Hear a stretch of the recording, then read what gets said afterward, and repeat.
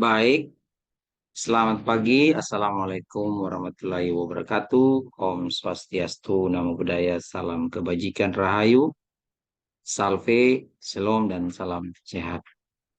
Oke, kita jumpa lagi dalam pertemuan ke-12 mata kuliah metode survei cepat sesuai dengan RPS yang kita sepakati dalam kontrak perkuliahan. Untuk pertemuan ke-12 ini masuk pada temanya atau topiknya adalah proses pemasukan data, entry data, pembuatan konsep penyaringan data entry, dan memahami alur kuesioner. Baik, selanjutnya pada pertemuan yang lalu saya juga menyampaikan bahwa untuk mendesain format kuesioner itu kita menggunakan menu create form dan bagaimana mengentrinya dalam menu enter data. Nah, saya ingin mengetahui progres dari kelompok yang sudah ada. Tentunya saya ingin informasinya satu pintu melalui ketua kelas. Setiap kelompok yang ada melaporkan progresnya hingga hari ini. Tolong dijapri atau disampaikan melalui WA. Saya ingin tahu sampai di mana atau sejauh mana progres kelompok yang sudah ada. Minimal desain form kuesioner sudah jadi dan siap untuk di-entry. Nah, untuk memperlengkapi pemahaman dan pengetahuan terkait cara mengentry dan memahami alur kuesioner, maka materi ini saya sampaikan di pertemuan ke-12. Nah, ketika kita mau mengentry data, pada aplikasi Epinfo disediakan menu enter data. Oke, kita masuk saja langsung dan harus diingat semua create form atau design form kuesioner yang sudah dikerjakan itu disimpan di folder atau di file tertentu yang bisa sewaktu-waktu dipanggil ulang. Baik, langkah pertama ketika kita mau enter data tentu kita memilih enter data. Ya, kemudian dia akan tampilkan ketika kita sudah memilih enter data, dia akan menampilkan eh, tampilan proyek enter data. Ketika kita sudah mendesain form atau kuesioner kita pada form create form itu, maka kita bisa panggil. Ya, kita panggil dengan open form. Kita klik open form dan kita masuk ke menu open form dan kita browse. Ketika kita mengklik browse, dia akan mengalihkan kita ke folder atau di mana kita menaruh file dengan ekstensi PRJ, yaitu create form atau desain format kuesioner kita atau formulir kita. Oke, tampilkan dulu. Nah, seperti itu dan kita mulai cari di mana kita menyimpan file itu dengan ekstensi PRJ. Ya, izinkan saya juga mencari. Saya hanya memberikan contoh saja. Ada satu penelitian berbasis survei cepat yang baru kita kerjakan tahun yang lalu dengan evaluasi program vaksinasi topiknya. Ya, setelah itu sudah terpilih dan kita open dan kita tunggu dan muncul dalam eh, menu form di bawah ini akan muncul dua file. Ya, ada kuesioner dan ada booster itu masing-masing ada isinya. Jadi untuk kuesioner saya pilih kuesioner dan oke. Dan sesaat kemudian akan dia tampilkan. Kita tunggu. Heavy Info akan bekerja dan menampilkan desain form yang pernah kita buat di dalam create form. Ya. Mudah-mudahan di layar juga kelihatan. Oke. Nah, ada beberapa hal yang ingin saya sampaikan pada saat kita melakukan entry data. Yang pertama, Khusus supaya cepat, dalam pertemuan lalu juga saya sudah sampaikan, dua identitas utama ini harus ada, yaitu nomor identitas, di mana nomor urut 1 sampai dengan nomor urut 210. Ya. Kemudian ada nomor klaster, yaitu klaster 1 sampai dengan klaster 30, di mana masing-masing klaster itu ada 7 atau 8 responden. Boleh lebih, tapi rata-ratanya 7. Ya, tidak boleh kurang daripada 7. Baik, ketika kita mau mengisi, kita harus benar-benar di tangan kita atau di meja kita itu kita sudah punya data yang 210 responden itu. Sehingga kita mengentrinya, identitas ini mengikuti alur klaster. Jadi nomor identitas 1 sampai dengan 7 itu adalah klaster 1, 8 sampai dengan 14 klaster 2, ya, 15 sampai dengan 21 klaster 3, dan seterusnya sampai dengan ke 210 kalau kita menggunakan 210 responden sampai klaster ke 30. 30 kali 7 kan 210. Yang berikutnya, ketika kita sudah mengisi dan pada ujung halaman ini sudah full, ya, begini, ya, pertanyaan keempat ini sudah full. Ini misalnya ini adalah nama respondennya adalah Ibu Selvi Panggi, jenis kelamin perempuan. Sudah selesai di halaman 10, maka kita pindah ke halaman kedua. Dia otomatis pindah ke begini, dan kita sudah isi full lagi, ya. Kita akan pindah ke halaman ketiga. Nah, yang ingin saya sampaikan lagi adalah kita harus memahami alur kuesioner. Ada dalam kuesioner itu tentu kalian pasti akan melakukan pertanyaan penapis yang sudah saya jelaskan juga. Contohnya, jika di nomor 7 ini pertanyaannya, sudahkah ibu atau bapak menerima vaksin COVID dosis tahap 3? Jika dia menjawab belum, maka pertanyaan 8 tidak perlu kita tanya. Kita langsung lompat ke pertanyaan 9. Tapi kalau dia menjawab sudah, maka ini harus dijawab. Nah, alur-alur kuesioner begini, teman-teman adik-adik harus pahami. Karena yang membuat kuesioner ya adalah kalian sendiri. Dan yang mengentry adalah kalian sendiri. Itu bahayanya kalau yang membuat kuesioner lain dan yang mengentry lain. Atau tidak sinkron. Nah, itu yang akan membuat datanya menjadi kacau. Oke. Kemudian alurnya harus dipahami, jalannya kuesioner, dan terus hingga pertanyaan yang berikutnya. Atau kalau sudah selesai di pertanyaan selanjutnya dan pindah ke halaman yang ketiga. Ya. Begitu kita selesai, ya harus dipahami lagi. Ada beberapa yang tidak wajib dia ikuti atau tidak wajib dia pilih karena dia awalnya dia sudah mengatakan dia belum vaksin 3. Maka pertanyaan yang terkait dengan vaksin 3 tidak layak, ya. Oke, tidak perlu dia ditanyakan gitu. Lanjut, dan begitu juga dengan pertanyaan-pertanyaan yang lain. Saya berharap pertanyaan itu cukup sampai dengan 30 pertanyaan, tidak perlu lebih. Ya. Tapi bisa 20 pertanyaan, cukup 20 pertanyaan. Kemudian, ketika kita sudah mengisi untuk responden yang berikutnya, orang kedua, ya kita tinggal menekan new record hingga dia pindah ke record kedua. Habis setelah semua page 1 selesai, page 2 selesai, page 3 selesai, kita new record lagi.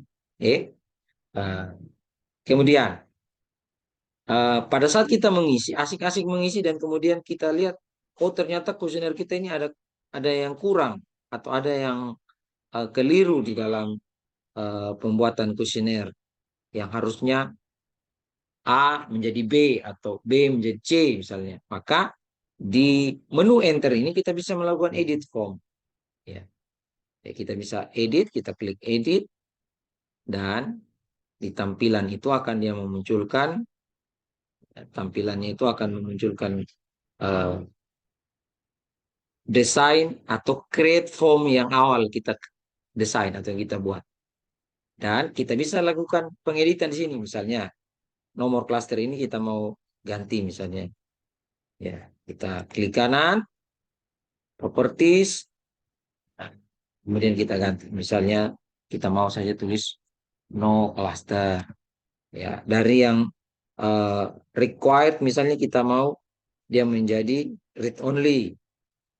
Kemudian yang satu uh, apa namanya, satu digit kita mau jadi 5 digit misalnya, itu kita bisa utak-atik di situ. Oke, ya tinggal kita, kalau kita mau setuju dengan yang kita rubah, kita oke, gitu. Dia langsung terubah dan siap untuk kita isi lanjutkan.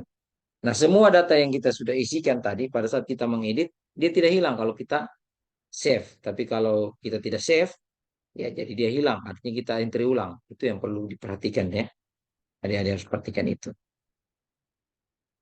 Baik, langkah selanjutnya adalah silakan ya kita mengentry, ya kita mengentry kembali bisa dari sini kita lakukan, tidak usah keluar dari layar ini, bisa langsung kita entry, klik entry dan otomatis dia mengarahkan kita ke menu entry yang ada tadi yang kita sudah masuki.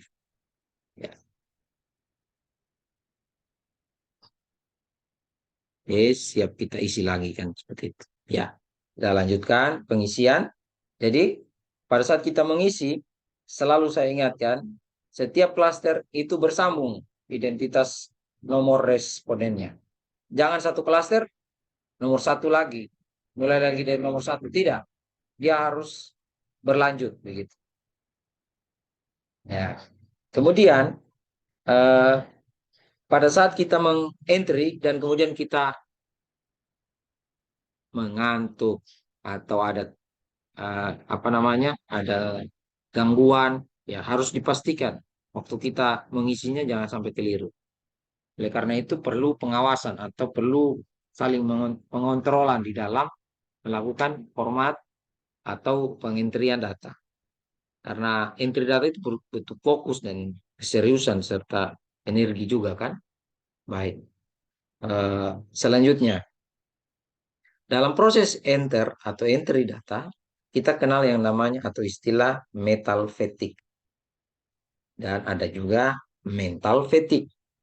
Kelelahan alat atau sistem dan kelelahan penginput datanya. Ya. Metal itu adalah alatnya, misalnya paket data, misalnya laptop, misalnya desain formnya, misalnya listrik, ya itu. Atau apa namanya, eh, mainboard komputer, dan seterusnya. Flash disk, dan seterusnya. Itu adalah metal fatigue. Yang sewaktu-waktu bisa saja terjadi pada saat proses melakukan survei cepat. Kemudian ada yang namanya mental fatigue. Mental itu ke orangnya, ke kitanya. Mungkin kita lelah, kita mengantuk, kita diganggu atau terganggu, ada pekerjaan yang harus dikerjakan. Kemudian begitu kita mengetik, kemudian eh, apa terjadi force majeure dan selanjutnya yang membuat kita salah tekan dan hilang atau lupa mengisi, itu adalah yang disebut dengan mental fatigue. Jadi harus dipahami ada mental fatigue, ada mental fatigue dan harus dijaga ini dalam proses input data. Oleh karena itu saya menyarankan kalau eh, anggota kelompok 10 orang yang mengentry jangan sampai 5 orang, cukup 2 atau 3, supaya jangan sampai eh, terjadi mental fatigue atau mental fatigue. Nah, persoalannya lagi, Pak, bagaimana kalau misalnya kita bagi kuesioner ini dari 210 itu misalnya yang mengintip 3 orang kita berjanji 70 responden satu komputer. Bisa saja. Ya namanya yang dikirim adalah file yang harusnya memiliki apa nama file yang sama antar komputer. Jadi bisa saja di join begitu. Yang penting waktu kita men-save as harus di file yang sama dan ekstensi yang sama. Ya, di PRJ begitu ya.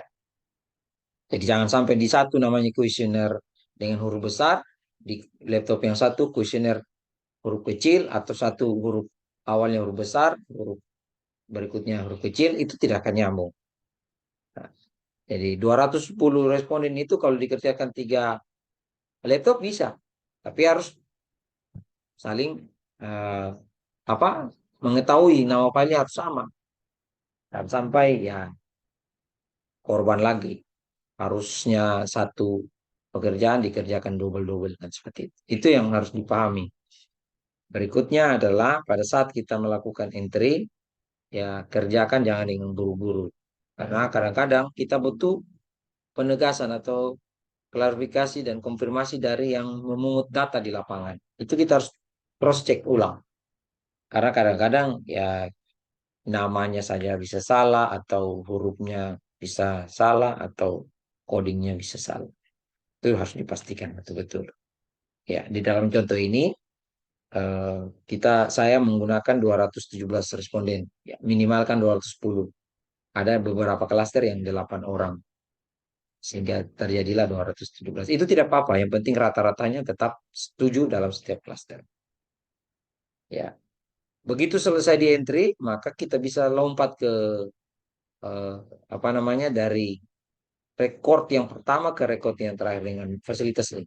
Ya, jika kita mau tambah lagi ya, new record kan seperti itu. Baik. Eh, Berikutnya, option-option jawaban yang teman-teman create di dalam desain form awal itu harusnya apa ya, bisa dianalisis nantinya. Jangan sampai opsinya itu susah kita analisis. Nah, saya menyarankan pada pilihan-pilihan opsional itu ya yang seperti demikian ya yang pilihannya dari atas ke bawah. Jadi pakai drop down list ini. Oke. Dibanding dengan kalau kita menggunakan yang eh, yang opsional seperti ini itu sangat susah karena dia membacanya sebagai terpisah-terpisah dibanding kalau yang drop down list seperti ini. Ya, hati-hati ya pada saat Anda membuat atau menginternet. Ya. Berikutnya yang ingin saya sampaikan bahwa ketika Anda sudah lelah, lelah dalam artinya sudah capek, jangan paksakan. Istirahat saja dulu. Ya, karena akan berkonsekuensi kurang baik dalam inputan data. Apalagi kalau harusnya tadi tidak dijawab, tetapi diisi dijawab, nah, itu nantinya bias nanti hasilnya.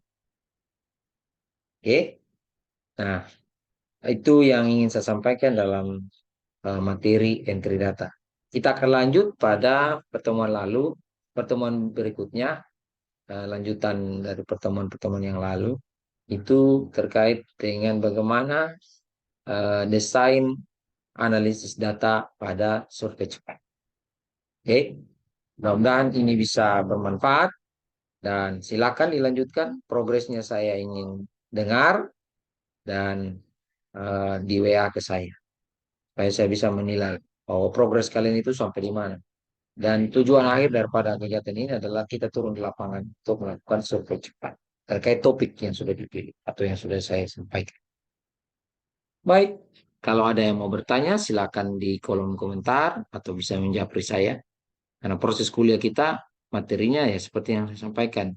Sedikit tetapi banyak prakteknya dan analisis. Baik, itu saja. Lebih dan kurangnya mohon dimaafkan. Kalau ada hal-hal yang kurang atau yang mau ditanyakan silakan ya. Baik, sampai di sini. Wassalamualaikum warahmatullahi wabarakatuh. Om Santi Santi Om. Namo Buddhaya. Salam kebajikan. Salve, Shalom, dan salam sehat. Tuhan memberkati kita. Oh ya, bagi teman-teman yang merayakan Idul Fitri atau menyongsong Idul Fitri, saya mau menyampaikan mohon maaf lahir dan batin. Minal aidin wal faizin dan salam buat keluar. Selamat.